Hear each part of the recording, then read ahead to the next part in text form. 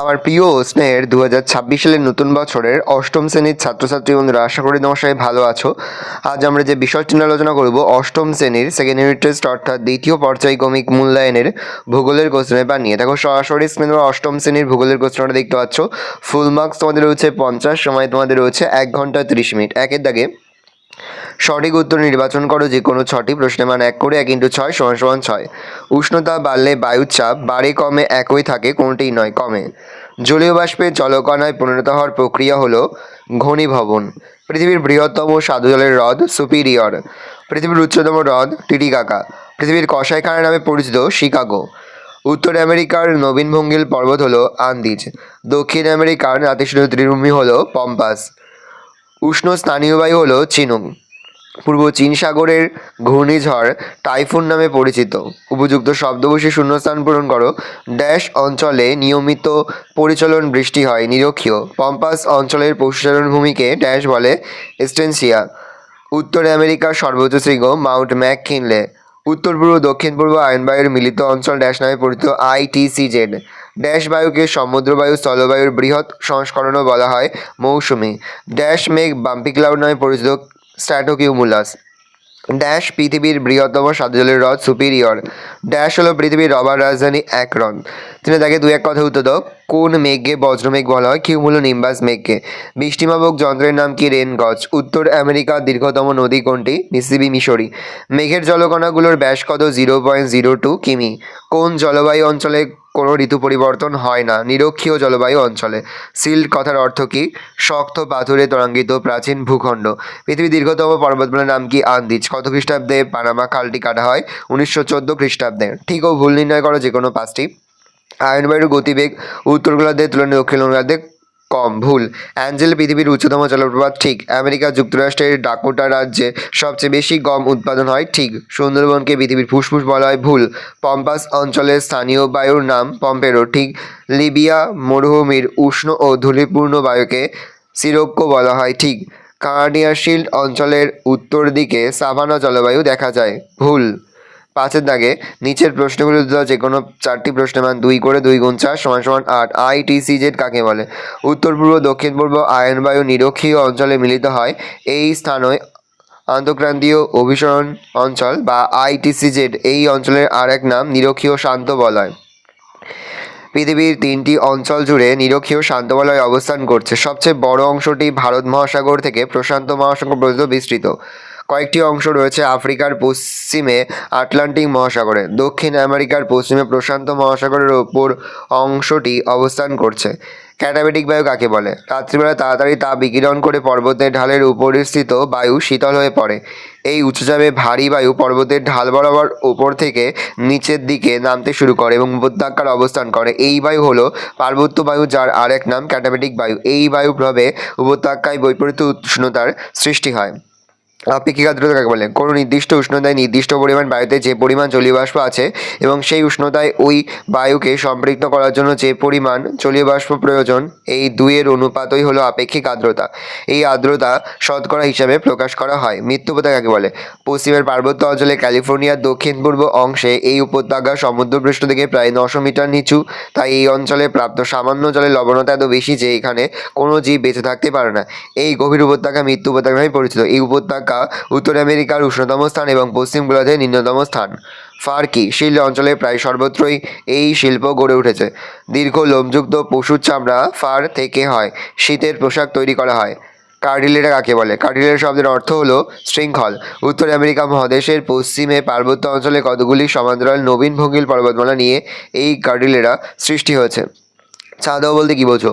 সেলভারনে সাধারণ বছর ধরে অধিক উষ্ণতা এবং বৃষ্টিপাতের জন্য ঘন সন্নিবিষ্ট হয়ে প্রচুর সংখ্যক গাছপালা জন্মায়। গাছপালাগুলি এত ঘেঁষাঘেঁষি করে অবস্থান করে যে উপরের দিকে গাছের পাতা ডালপালা মিলে একটি স্তর তৈরি করে। এই স্তর ভেদ করে সূর্যের আলো মরুভূমির তলদেশে প্রবেশ করতে পারে না। এই স্তরটিকেই চাঁদোয়া বলা হয়। 6 দাগে যে কোনো 3টি প্রশ্নের উত্তর দাও। প্রশ্নের মান 3 করে 3 × 3 = 9। আমাজন নদীর মোহনায় বদ্বীপ সৃষ্টি হয়নি কেন? বিস্তীর্ণ অঞ্চল জুড়ে আমাজন অববাহিকা অবস্থিত হওয়ায় প্রচুর পরিমাণে বৃষ্টির জল এই নদীতে এসে পড়ে। এই অববাহিকা সমুদ্রের দিকে বেশ ঢালু, তাই সমগ্র অববাহিকার জল মূল নদী দিয়ে প্রবল বেগে আটলান্টিক মহাসাগরে মেশে।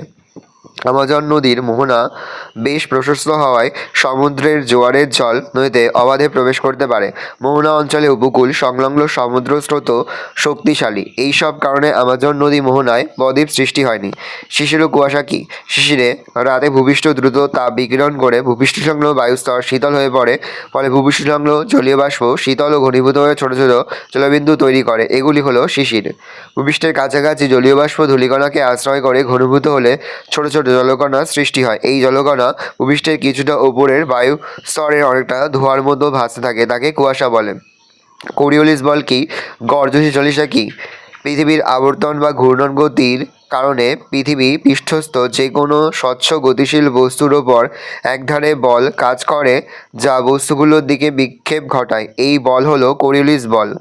40 ডিগ্রি দক্ষিণ অক্ষরেখা বরাবর পশ্চিম থেকে পূর্বে সশব্দে প্রবাহিত পশ্চিমা বায়ু। প্রতীপ ঘূর্ণবাদ কাকে বলে? ফেরেলের সূত্র লেখো।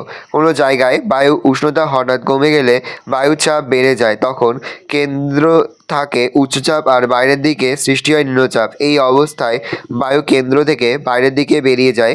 যেহেতু এটি ঘূর্ণবাদের সম্পূর্ণ বিপরীত অবস্থা, তাই এর নাম প্রতীপ ঘূর্ণবাদ।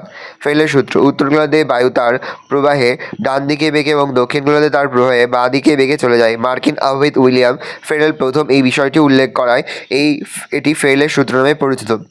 পৃথিবীর রুটিঝুড়ি কাকে বলে এবং কেন?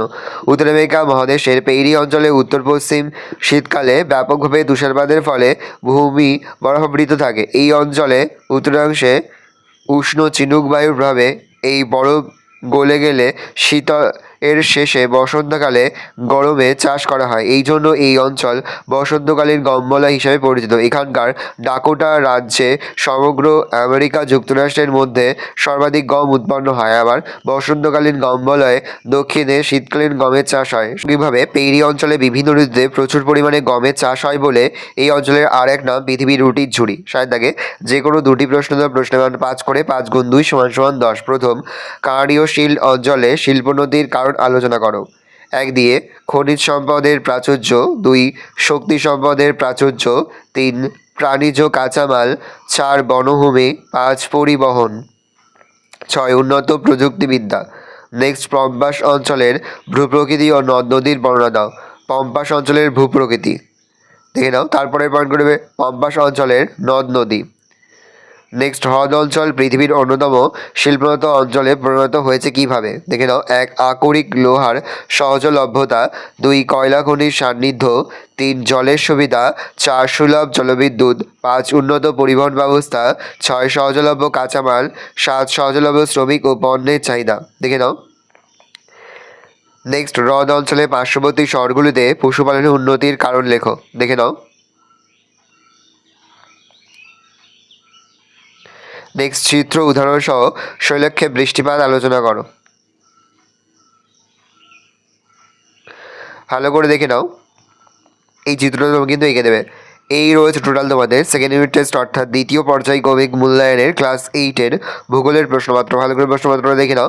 আশা করি ভিডিওটা ভালো লেগেছে। ভিডিওটা ভালো লাগলে ভিডিওকে লাইক করে ভুলে আমার নতুন হওয়া তাহলে সাবস্ক্রাইব প্রেস করে পাশে বেল আইকন প্রেস করে নতুন করে ভিডিও আপলোড করি সবার ফার্স্ট নোটিশ তোমরা পেয়ে যাও। আর এই ভিডিওটি তোমার বন্ধু বান্ধবী আত্মীয় সবার মধ্যে কিন্তু অনেক অনেক শেয়ার করে দিলে। বছর ক্লাস 8-এ পড়ছে। আমরা কিন্তু ইতিমধ্যে ক্লাস 8-এর প্রতিটি বিষয়ের সিলেবাস, প্রশ্নমান এবং নমুনা প্রশ্নপত্র কিন্তু আপলোড করে দিতে এখনও পর্যন্ত। সেই ভিডিওগুলো না দেখে থাকো, ভিডিওগুলো কিন্তু তাড়াতাড়ি দেখে নাও। তোমাদের সকলকে জানাই আগাম পরীক্ষার অনেক অনেক শুভেচ্ছা এবং অভিনন্দন। আশা করি সকলের পরীক্ষায় খুব ভালো হবে। কোনো প্রশ্নের উত্তর লিখতে বা বুঝতে কোনো রকম অসুবিধা হয় তাহলে কিন্তু নির্দ্বিধায় কমেন্ট করে জানাতে একদমই ভুলবে না। ভালো করে দেখে নাও কোশ্চেন পেপারটা।